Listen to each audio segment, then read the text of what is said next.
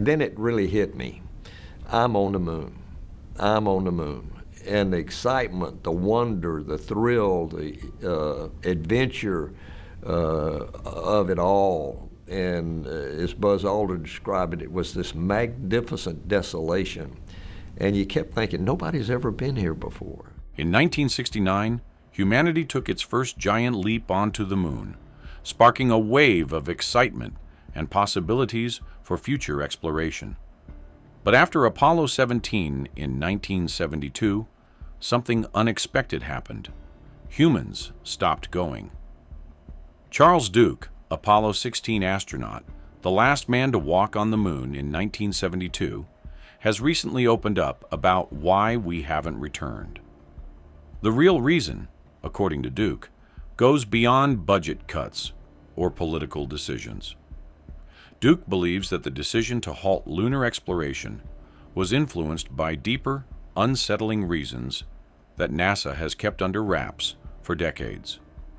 From strange sights to inexplicable experiences, Duke's revelations are a game changer. So why did we stop? The answer is more complex than you might think. No, I don't believe in alien life. I believe that God showed me a specific answer to two prayers, that they're demonic. Charles Duke was the ideal astronaut, an MIT graduate, test pilot, and calm under pressure. He wasn't just along for the ride, he was a key player in the Apollo missions. During Apollo 16, Duke and Commander John Young spent over 71 hours on the moon. Their mission was an incredible success, driving the lunar rover across the surface and collecting vital samples. But Duke's story doesn't end there. He was one of the last to walk on the moon, and what he saw there, what he experienced, was far beyond what he was trained for. What he witnessed wasn't just part of the mission. It was something that has haunted him for decades. That's just crazy. And so I get irritated at questions like that because the evidence is overwhelming that we went to the moon, because people just refuse to acknowledge it. Strange lights and unexplained noises on the moon. It wasn't just the desolate lunar surface that baffled Duke. He began to see things that didn't make sense. One of the most bizarre experiences was the unusual lights he observed on the moon. These weren't reflections from his visor.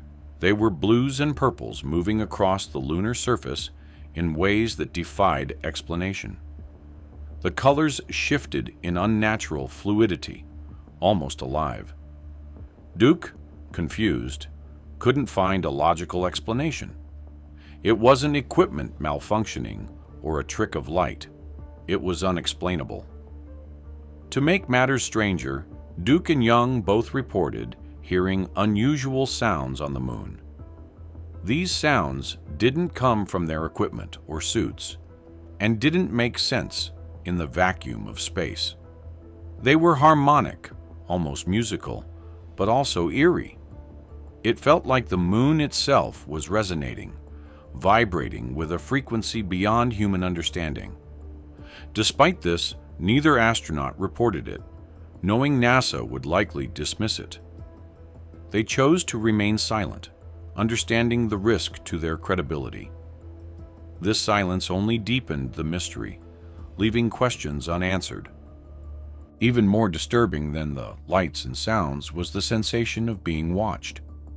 Duke and Young both felt the unmistakable presence of something that wasn't human. The feeling was constant, as if an intelligence was observing them. It wasn't a fleeting thought. It was overwhelming, making them feel they were not alone on the moon, even though they knew they should be. The sensation was like being under scrutiny, yet they couldn't figure out where it was coming from.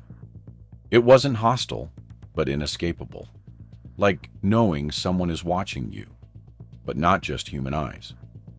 Duke described it as an awareness that defied explanation.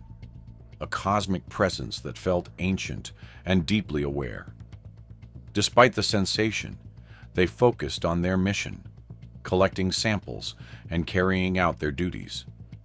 They tried to ignore it, but it lingered.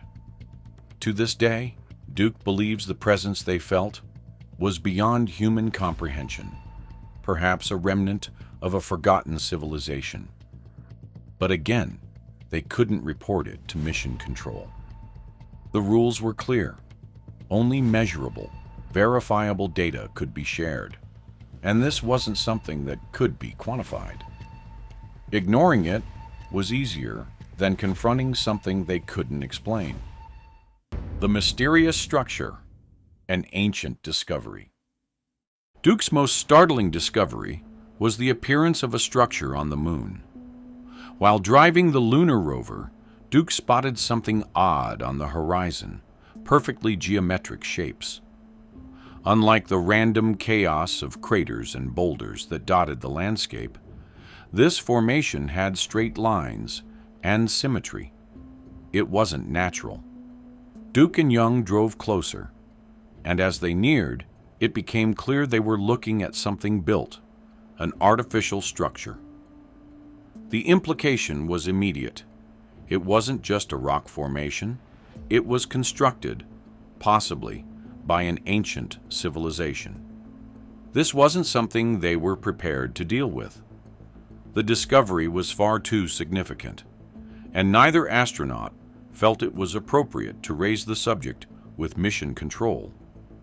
The possibility of alien life or ancient structures was simply too controversial for NASA at the time. When Duke reported the sighting to Mission Control, the response was eerily detached. Instead of curiosity or investigation, NASA simply instructed them to continue with their planned activities.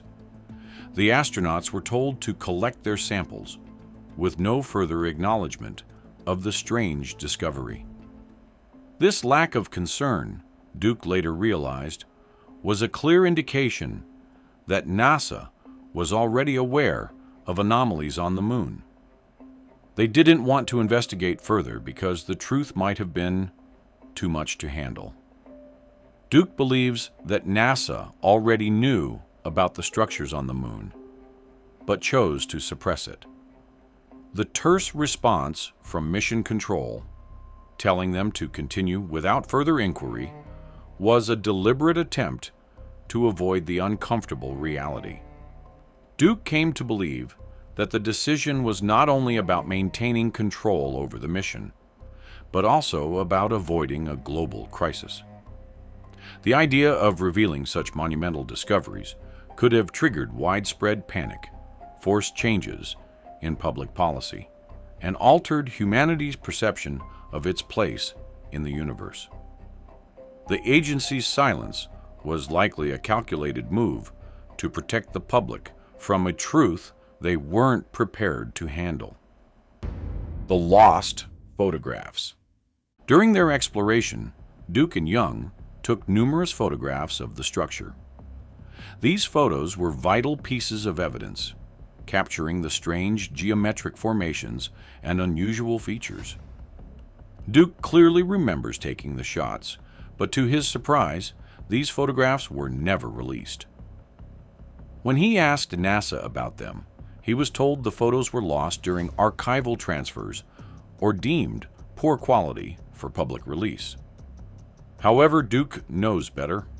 The photos were clear, sharp, and showed undeniable evidence of what they saw on the moon. The truth, he believes, is that NASA wasn't ready to reveal them.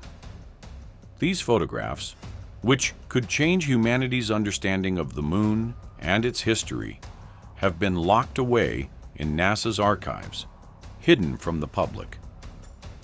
The secrecy surrounding them raises serious questions about what the agency is still withholding and why they chose to suppress such significant evidence. Duke is convinced that these photos, which have never seen the light of day, could forever alter the narrative of lunar exploration and our understanding of extraterrestrial life. The age of the structures. When asked about the age of the structures, Duke was confident that they were ancient. He explained that the wear and tear on the materials suggested they had been there for millions of years. The structures had been impacted by micrometeorites, but they had endured the test of time. The moon's lack of atmosphere and the lack of erosion made it clear that these structures had been there long before humanity arrived. This wasn't just a few thousand years, it was hundreds of millions of years. The idea that humanity is not the first intelligent life to occupy the moon was too much for Duke to ignore. The structures were built by someone or something long before humans reached the moon.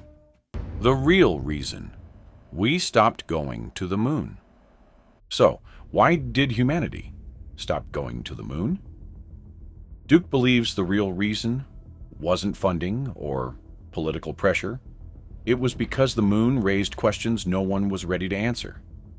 The structures, the strange lights, and the unexplained phenomena on the moon forced NASA to make a decision: stop going or face the truth. Duke believes that NASA realized the moon held secrets that humanity wasn't ready to confront. The discovery of ancient structures on the moon and the unexplainable events that happened during Apollo 16 were too significant to be acknowledged. In Duke's view, the decision to stop lunar exploration wasn't about technology or cost. It was about avoiding uncomfortable truths that NASA couldn't yet explain. Charles Duke's revelations challenge everything we thought we knew about the moon. From strange anomalies to ancient structures, the evidence suggests that the moon holds secrets far beyond our understanding. The photos Duke took, the sounds he heard, and the structures he saw all point to a hidden history that has been deliberately kept from the public. Why were these findings suppressed? Why did NASA choose to ignore what was happening on the moon? Duke's decision to speak out after all these years forces us to confront the question: what is NASA still hiding? The truth about the moon may be more complicated than we ever imagined, and it's time for humanity to learn what really happened on that mysterious, silent world. If you love unexplained space mysteries like these, like and subscribe for more.